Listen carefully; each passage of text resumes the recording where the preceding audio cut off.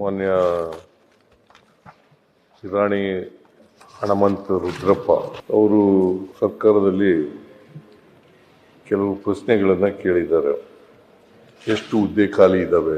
2,84,881 ಹುದ್ದೆಗಳು ಖಾಲಿ ಇದ್ದಾವೆ.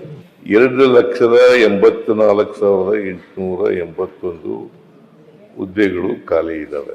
4,91,533 ಹುದ್ದೆಗಳು ಭರ್ತಿಯಾಗಿರ್ತವೆ.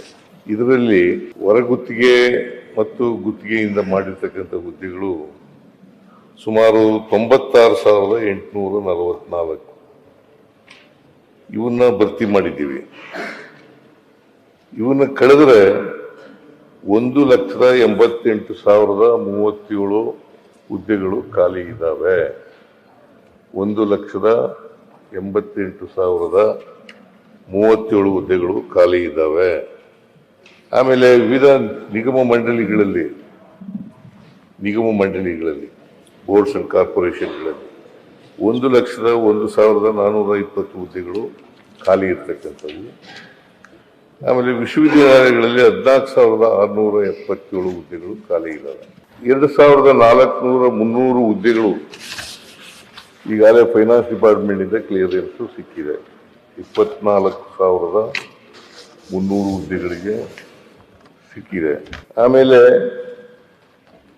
ಹೈದರಾಬಾದ್ ಕರ್ನಾಟಕ, ನೀವು ಹೈದರಾಬಾದ್ ಕರ್ನಾಟಕ ಬರಲ್ಲ, ಬಾಗಲಕೋಟೆಯವರು ನೀವು, ಕೂತ್ಕೊಳ್ಳಿ ಬಾಗಲಕೋಟೆಯವರು.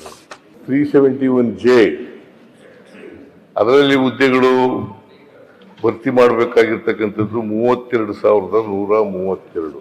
ಎರಡೂ ಸೇರಿಸಿದ್ರೆ 56,432 ಹುದ್ದೆಗಳು ಭರ್ತಿ ಮಾಡ್ತಾ ಇದ್ದೀವಿ. 56,432 ಹುದ್ದೆಗಳನ್ನು ಭರ್ತಿ ಮಾಡ್ತಾ ಇದ್ದೀವಿ.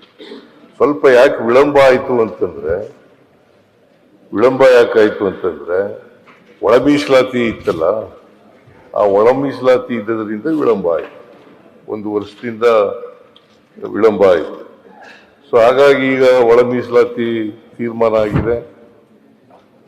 ಇನ್ಮೇಲೆ ಹುದ್ದೆಗಳನ್ನ ಭರ್ತಿ ಮಾಡ್ತಕ್ಕಂಥ ಕೆಲಸವನ್ನ ಮಾಡ್ತೇವೆ ಅಂತಕ್ಕಂಥ ಮಾತುಗಳನ್ನು ಎಲ್ಲನೂ ಒಟ್ಟಿಗೆ ಮಾಡಕ್ಕಾಗಲ್ಲ. 1,88,000 ಕೂಡ 37 ಅಲ್ಲೂ ಒಟ್ಟಿಗೆ ಮಾಡೋಕ್ಕಾಗಲ್ಲ. ಹಂತವಾಗಿ ಮಾಡಬೇಕಾಗ್ತದೆ. ಸೊ ಫೈನಾನ್ಸ್ ಡಿಪಾರ್ಟ್ಮೆಂಟ್ನವರು ಕ್ಲಿಯರೆನ್ಸ್ ಕೊಡದೇನೆ ಮಾಡೋಕ್ಕಾಗಲ್ಲ. ಯಾಕಂತಂದ್ರೆ ಸಂಬಳ ಕೊಡಬೇಕಲ್ಲ, ನಾಳೆ ಸಂಬಳ ಕೊಡಬೇಕಾದ ಕಾರಣದಿಂದ ಕೊಡಬೇಕಾಗುತ್ತೆ. ಇಲ್ಲದ ಸಂಬಳ ಕೊರತೆ ಆಗ್ಬಿಡ್ತದೆ. ಬಜೆಟ್ನಲ್ಲಿ ನಾವು ಅಳವಡಿಸ್ಕೊಳ್ಳದೆ ಹೋದ್ರೆ ಬಹಳ ತೊಂದರೆ ಆಗ್ತದೆ. ಅದಕ್ಕೋಸ್ಕರ ಹಂತವಾಗಿ ಭರ್ತಿ ಮಾಡ್ತಕ್ಕಂಥ ಕೆಲಸವನ್ನು ಮಾಡ್ತೇವೆ. ಹೌದು, ನಾನೇ ಫೈನಾನ್ಸ್ ಮಿನಿಸ್ಟ್ರು. ಅವ್ರಿಗೆ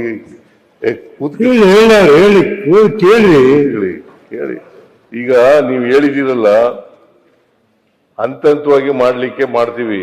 ಈಗ ಒಳ ಮೀಸಲಾತಿ ಇದು ಕ್ಲಿಯರ್ ಆಗಿದೆ. 6%, 5% ಅಂತ ABC ಅಂತ ಮಾಡಿದ್ದೀವಿ.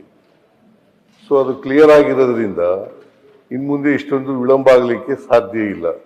ಭರ್ತಿ ಮಾಡ್ತಲೇ ಇರ್ತೀವಿ, ಹಂತವಾಗಿ ಭರ್ತಿ ಮಾಡ್ತೀವಿ.